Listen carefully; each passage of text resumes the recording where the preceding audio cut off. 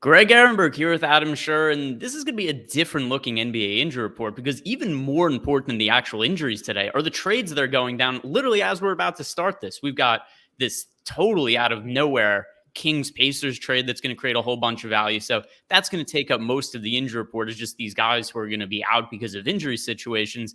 So we're going to be hitting on that. Do us a favor, like the video, subscribe to the YouTube channel. Any question you have at all, leave it in the comment section below. It seems like there's a really good chance that more players are going to be traded after we're done recording.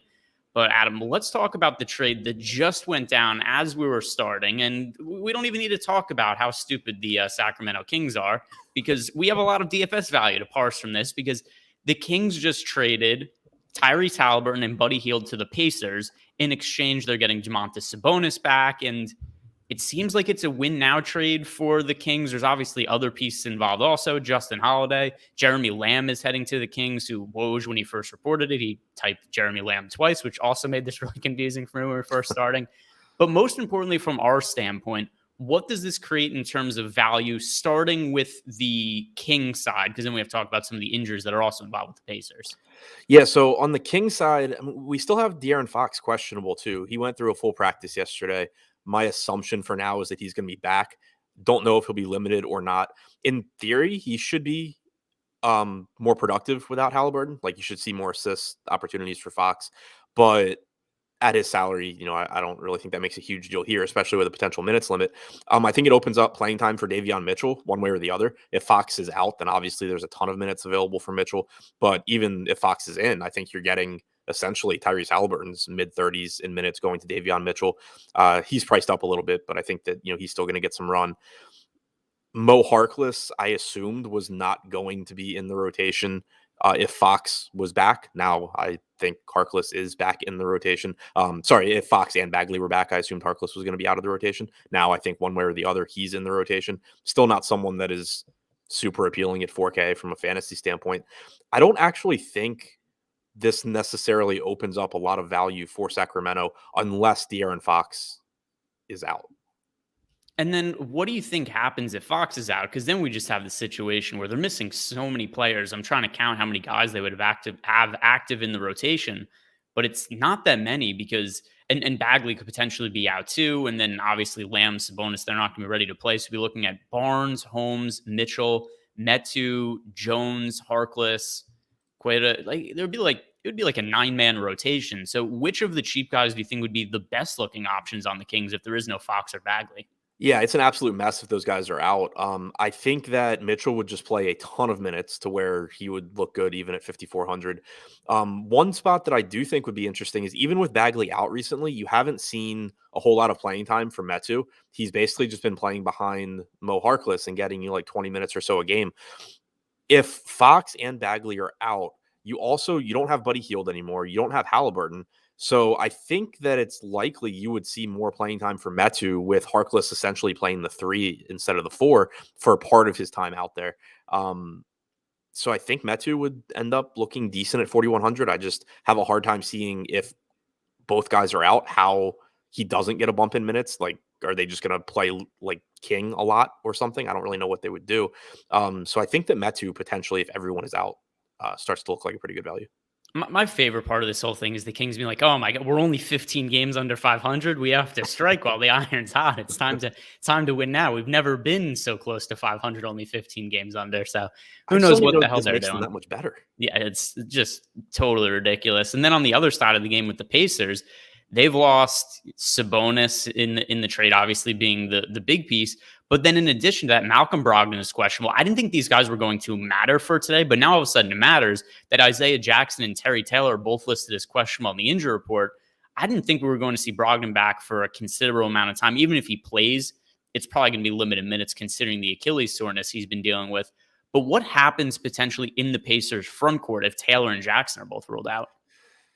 My assumption is that Goga's going to start one way or the other, which makes him look reasonable at 4,200, or if not, good. But if Jackson and Taylor are out, I think it solidifies minutes for Goga. If they're in, you're still running the risk of just getting some like a messy front court situation where whoever's playing the best gets more minutes, and it's kind of hard to trust any of them.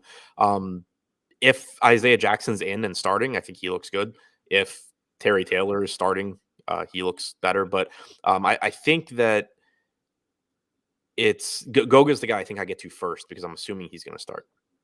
Yeah, that makes a whole lot of sense. And yeah, he's so something else to consider when we had, the Terry Taylor, Isaiah Jacksons, when they were starting for the Pacers, that was when there was no Goga, there was no Sabonis, there was no Turner. We do have Batadze back in the mix. But now talking about the backcourt situation, there's a whole lot of usage available here because like we were talking about before, it's Sabonis is gone, but then you've also got Malcolm Brogdon's questionable, Justin Holiday was traded, Jeremy Lamb was traded. So who are some of the cheap backcourt players we could look at from the Pacers? So Dwayne Washington Jr. has been getting solid minutes with Brogdon out. Even if Brogdon comes back, I think you're looking at pretty substantial run for him, especially now that you don't have Justin Holiday and you don't have Sabonis, obviously a different position, but a lot of minutes opening up there where one way or the other, I think Washington's going to look pretty good at 4,100. I think you can take shots at Lance Stevenson at 3,200. Like the nice thing about Stevenson, you've clearly seen him be behind Washington in the rotation in terms of minutes. Kiefer Sykes got the start last game, so I think it's fair to say Stevenson's behind him in the rotation. But Stevenson's such a good point per minute guy that at 3,200, he potentially can give you a good score if he does only play like 14 minutes. But when you take all of these minutes out, like Stevenson can be out there alongside other guards as well. And they need scoring. So I wouldn't be surprised if you get a little bit more run from Stevenson and he ends up looking like a pretty good value at 3,200. Yeah, and something else I'm going to mention as we move along here, we are getting so much value that's opening up from these trades. Don't even bother trying to look for some of these like fringe value options in other spots. It looks like we're going to be getting some massive value, and then at the end we're going to be talking about the other big one, which is the net situation with Kyrie, Harden, and Durant all out for tonight. But for now, really focus on some of the players that are just in crazy good value situations. Some of these other ones are just not going to be all that pertinent with minor players that are listed as questionable. The other trade that we have that's impacting today's slate, Blazers and Pelicans. CJ McCollum, he is heading to New Orleans. Alongside with Larry Nance, Josh Hart, Nickeil Alexander-Walker. Those are the key players heading back to the Blazers. Now, in terms of this trade, which players stand out the most to you from the Blazers and Pelicans as value options? So on the Blazers side, I think pretty much the whole team stands out. Nurkic and Simons, obviously not value in the sense that they're cheap, but a lot of usage opening up without CJ McCollum, and it should go to those guys. But then you just have a lot of minutes available. Obviously from a real life standpoint, nobody cares that Tony Snell got traded, but that's low to mid 30s being taken out of the starting lineup along with McCollum. I don't really see a way where CJ Ellaby is not playing a lot of minutes at 3,400. I think Justice Winslow needs to play a lot at 3K flat. Ben McLemore should play more. Dennis Smith Jr. should play a decent amount, I would think. I mean, they could just use him as the backup to Anthony Simons, but I, they're really short on bodies, so I don't know that they necessarily do that. At the very least, I want to probably take some shots at Smith and hope that he plays a lot. So I mean, I think it's like Ellaby, I assume, is going to start again, so he's going to look pretty safe and just clearly underpriced. Winslow, I would be my guess at who moves into the starting lineup in place of Snell. It could be McLemore. But I think one or the other, he's going to look like good value. But like if you have McLemore and Dennis Smith Jr. coming off the bench, they're obviously riskier because you don't really know what their minutes are going to look like. But they still potentially play enough to be good values. And then on the New Orleans side, there's going to be no Josh Hart, Nickeil Alexander-Walker. He's gone. I guess Satoransky, somebody they could have played minutes, but he was thrown into the trade as a filler piece. So which are the value plays that stand out most from the New Orleans standpoint? Jackson Hayes is the first one. We've seen him starting recently when Hart was out. I assume he's going to start tonight, especially because in the last game we saw Houston start Şengün alongside Wood. Makes it very easy for New Orleans to just go with Hayes and Valanciunas alongside each other. So I'm expecting 30-plus minutes from Jackson Hayes. Makes him look fantastic. Outside of that, I don't necessarily think there's a whole lot, especially when you start considering that, the Kings just blew up their whole team. The Pacers are potentially very shorthanded. The only other guy that I think I have some interest in is Alvarado at 3,700. I think it's likely you get, 20, 21 minutes or so from him. He's not a bad per minute guy, and this is a good matchup. So with Nickeil Alexander-Walker gone, if they want to, they certainly could give Alvarado a little bit more run. Garrett Temple is available, so I'm not I have a hard time like expecting Alvarado to play into the mid-20s, but he certainly could. So I think that Alvarado is someone where you can take some shots, but the one guy that really stands out as a beneficiary is Jackson Hayes. All right. And now moving on, there are some minor injuries for today, but I just don't think they're that pertinent. I don't want to give people too much information about stuff that I don't think is ultimately going to impact our lineups. So moving on with some of the other injuries, one that I do think we should still talk about, Daniel Tice and Eric Gordon are both out. Do you think we continue to see Şengün start? Because I think he is still somebody who has a pretty significant upside. Yeah, I'm assuming he does because we've seen Steven Silas basically change course. He had said a couple of weeks ago now, I think, that he didn't like playing Şengün alongside Wood, didn't want to do it anymore. After a few games, he said he's going to start playing Şengün alongside Wood more. And then he started him last game. And that wasn't even a game where Hayes was starting for New Orleans. So I don't really see any reason with Eric Gordon out tonight that Şengün wouldn't start in this game. And at 4,500, it just makes him look like, I think, still one of the best values on the slate.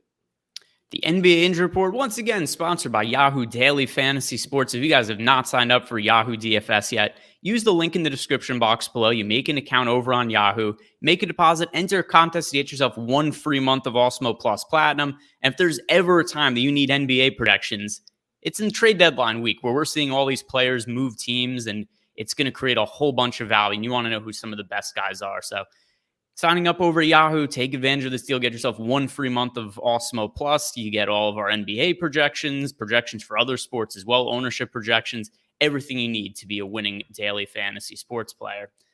All right, moving on with the rest of the injury report now, and the Nets injury. That's the Nets injury situation. That's still going to be a big one. I'll save that for last. But until we get there, I still want to bring up the Minnesota Timberwolves because we have D'Angelo Russell, Patrick Beverley, Taurean Prince, Josh Okogie, Naz Reid are all questionable. So this is a team where we could see be pretty shorthanded.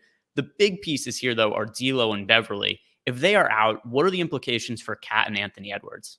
Yeah, I mean, I think you just see a bump in production basically for the way I see it is like if Beverly's out and Russell is in, you see a bump in assist percentage for Russell. If Russell is out, then there's just more usage in general to go around for Towns and Edwards, potentially Beverly, but he's still behind those guys. If they're both out, then there's obviously more playmaking and more usage available for both of Towns and Edwards, but then you're also getting more playing time for guys like McLaughlin and Jalen Noel, who are both very, very cheap.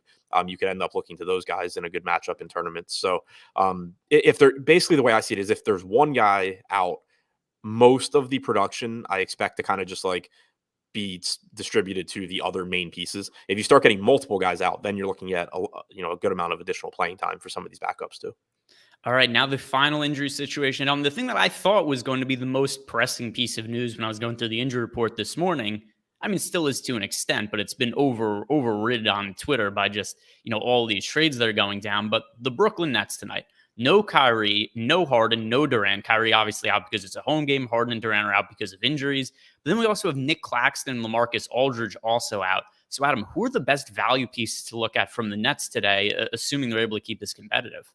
So there's, for one, I'm just guessing at the starting lineup right now. We know that Steve Nash kind of just does whatever the hell he wants with the starting lineup. I'm assuming we're getting a starting lineup of Mills, Bembry, Edwards, Johnson, Griffin. If that's the case, Johnson at 3,600 looks good. Griffin at 4,600 looks good.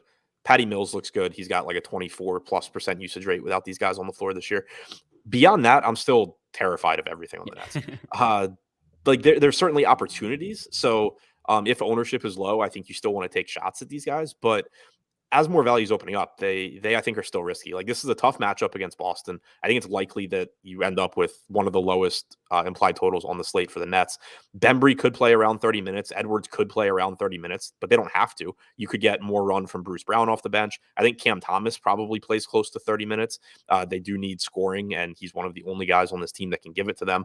David Duke hasn't been in the rotation. Who knows how long that lasts? Like, for all I know, he's starting tonight, So the point being that there's certainly value here, but the Nets aren't shorthanded in the sense that they're missing enough guys that like you have to pencil backups in for 36 minutes. You don't have to pencil any of Edwards, Johnson, any of these guys in for 34 to 36 minutes.